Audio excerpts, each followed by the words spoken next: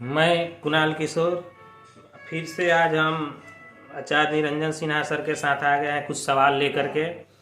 Sir, आप पिछले video में बता रहे थे कि वर्ण व्यवस्था और जाति व्यवस्था अलग अलग थी। मैं इसे नहीं समझा, आप क्या कहना चाहते हैं?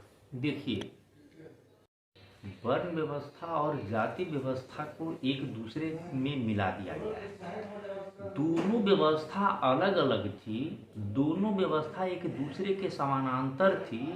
ये अलग बात है कि दोनों व्यवस्था एक दूसरे के पूरक थी। अब इसको आप ऐसे समझिए कि वर्ण व्यवस्था और जाति व्यवस्था पहले तो बताया जाता था कि सभ्यता की शुरुआत से है, वैदिक सभ्यता की शुरुआत से है। अब बताया जाने लगा कि नहीं, जाति व्यवस्था मध्यकालीन पर है और वर्ण व्यवस्था जो है वैदिक कालीन है। हालांकि ये भी बात है कि वेदों की रचना भी जो हुई है और वेदों का जो अभी जो साक्ष्य है सब जो है 9वीं 10वीं शताब्दी के बाद का है, सब मध्यकालीन है। इसको भले इस पीरियड में लिखा गया, कहानी बना दिया गया इसकी प्राचीनता के लिए पहले से, एक अलग बात है। जाति व्यवस्था और वर्ण व्यवस्था दोनों की उत्पत्ति सामंती काल में हुई। इसमें अब सामंती काल में जो समाज होता है वो दो वर्ग में विभाजित होता है। एक शासित वर्ग होता है, एक शासक वर्ग होता है। आप कह सकते हैं इसको दूसरे शब्दों में कि एक शोषित वर्ग होता है और एक शोषक वर्ग होता है। तो सामंती व्यवस्था जो है ये सामंतों की व्यवस्था होती है और सामंतों के इर्द गिर्द जो उसके समर्थक होते हैं उनकी व्यवस्था होती है। अब इसमें जो है सैन्य लोग भी होते हैं, विद्वान लोग भी होते हैं, चारण लोग भी होते हैं, दरबारी भी होते हैं और भी कुछ कुछ जो लोग जो होते हैं वो भी होते हैं और उनके व्यक्तिगत सेवक भी होते हैं। तो इसको जो है जो सामंती वर्ग था उसको चार व्यवस्था में बांटा गया: ब्राह्मण, क्षत्रिय, वैश्य और शूद्र। इसमें एक दूसरे के ऊपर नीचे हायरार्की होता है, एक अनुक्रमिका होता है, एक पदानुक्रमण होता है कि ये बड़ा है उसके नीचे ये है, ये है, ये है। लेकिन जाति व्यवस्था जो है ये जो है इसमें पदानुक्रमण नहीं होता है। आप कभी नहीं पढ़े होंगे कि चमार ऊपर है कि पासी ऊपर है, यादव ऊपर है कि कुशवाहा ऊपर है, लोहार ऊपर है या जो है कुर्मी ऊपर है। इसका आप कहीं पदानुक्रमण नहीं पढ़े। इनका जो है क्षैतिक डिवीजन होता है। ये सब अपने अपने कार्यों की विशेषज्ञता के अनुसार समय के साथ इनको जो है जाति में इनका एक तरह से ढल गया। ये एक अलग व्यवस्था थी। अब देखिए, तो वर्ण व्यवस्था में चार वर्ण हुआ और वर्ण व्यवस्था के बाहर जो है वो अवर्ण व्यवस्था हुआ। आप कहेंगे नहीं सर, ये तो आप नया कंसेप्ट उल्टा बता रहे हैं। ये सभी लोग, हम लोग शूद्र हैं और सभी लोग जो हैं ये शूद्रों की संख्या ज़्यादा है। तो हमको ये बताइए कि भारत में रहने वाले वैसे लोग जिनकी धार्मिक आस्था विदेशों में उत्पन्न धर्मों में है, मतलब इस्लाम मानने वाले हैं, क्रिश्चियनिटी ईसाई शाखा को, पारसी वाले को मानने वाले हैं, इनको आप वर्ण व्यवस्था में कहाँ रखेंगे? वर्ण व्यवस्था के बाहर रखेंगे, इनको अवर्ण व्यवस्था में रखेंगे। दूसरा हमारा ये कहना है कि भारत में जिन जातियों को अछूत मान लिया गया, देखिए हम शूद्र संख्या शब्द का इस्तेमाल नहीं कर रहे हैं, छूत मान लिया गया, जो छूत मान लिया, जिनकी छाही पर छाही से भी अशुद्धि हो जाती थी, ऐसे घृणा फैलाया गया। तय है कि वो वर्ण व्यवस्था का हिस्सा नहीं थे, वो वर्ण व्यवस्था से बाहर थे, अवर्ण थे। तीसरा जो लोग है, जो जनजातीय आबादी है, जो दूरस्थ दुर्गम निर्जन वनों में रहते थे, वो तो कभी सामंती शासकों के अधीन रहे ही नहीं, सामंतों की बात माने ही नहीं। अब जो है ये लोकतांत्रिक चुनावी आवश्यकता के कारण उनको भी वर्ण व्यवस्था में समेटने की आवश्यकता हो रही है। तो आप कहाँ लाएंगे? तो उसी क्षुद्र वाला कैटेगरी में जो व्यक्तिगत उनका सेवक थे उनमें ले आए। अब बताइए कि जनजातीय लोग किन के व्यक्तिगत सेवक हुआ करते थे? किन्हीं के नहीं, उनका तो एक पैरेलल संगठन था।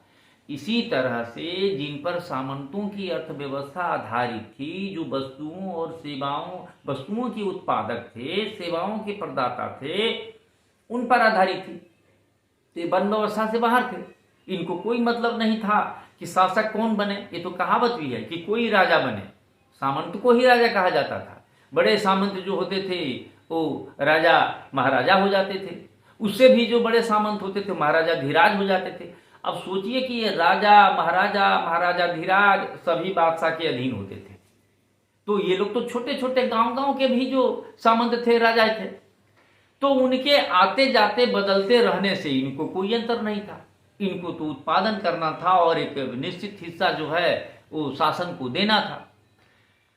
ये दोनों व्यवस्था थी। अब कहिए कि कुछ जो लोग जो थे जिनको क्षत्रिय जो बने वो क्षेत्रीय थे, क्षेत्र के भू राजस्व के जो कलेक्शन करने वाले थे, तो कई तरह की जातियां जो उसमें किसी खास इलाके में प्रभावशाली थे, उनका व्यक्तिगत उस तरह के संबंध था, उनकी उस तरह की निष्ठा विश्वसनीयता थी कि वो क्षेत्रीय भी बन गए।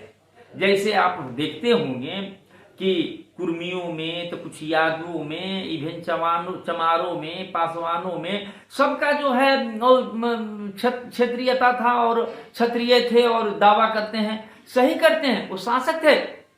लेकिन इसका मतलब ये नहीं कि उस जाति के सभी लोग शासक थे।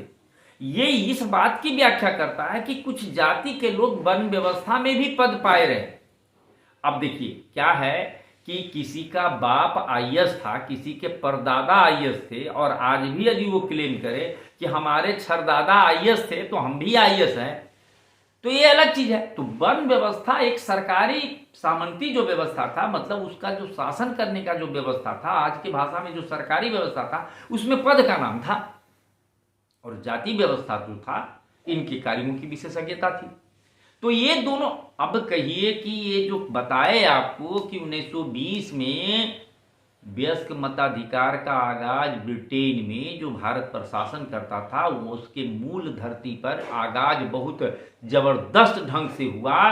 तो समाज के समझदार लोग समझ गए कि वयस्क मताधिकार भारत में आना ही है, छाना ही है, तो उसकी तैयारी उसी समय करनी है।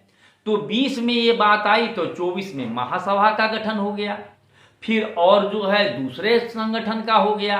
तो अब इनको समेटने का क्या हो सकता था, वो तो जाति व्यवस्था में समाहित हो नहीं सकते थे, हालांकि ये पद थे।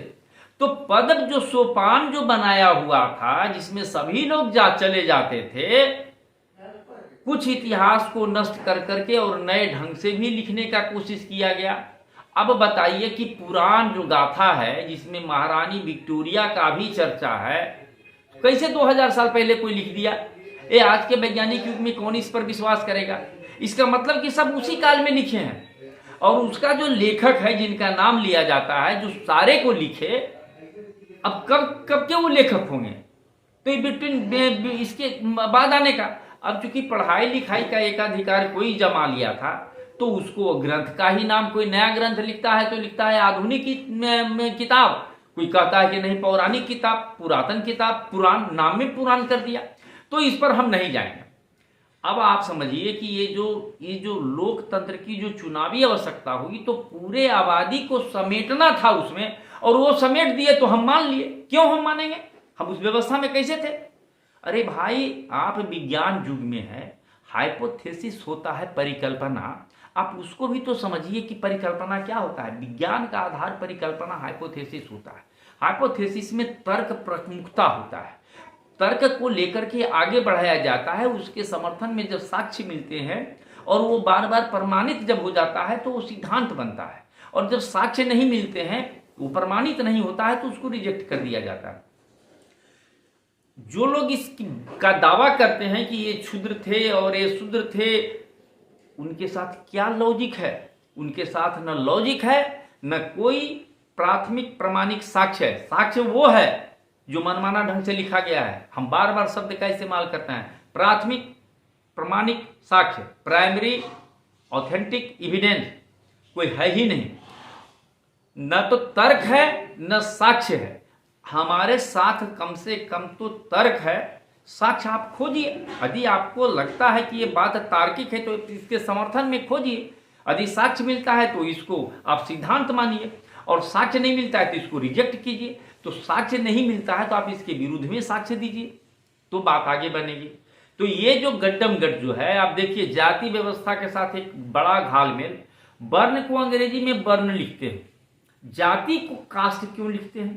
कास्ट एक पुर्तगाली शब्द है जो जन्म से शुरू तो होता है लेकिन कोई जन्म में बदल सकता है। जाति जो शब्द है वो किसी का कोई स्टेटस बदल जाने के बाद भी नहीं बदल सकता है।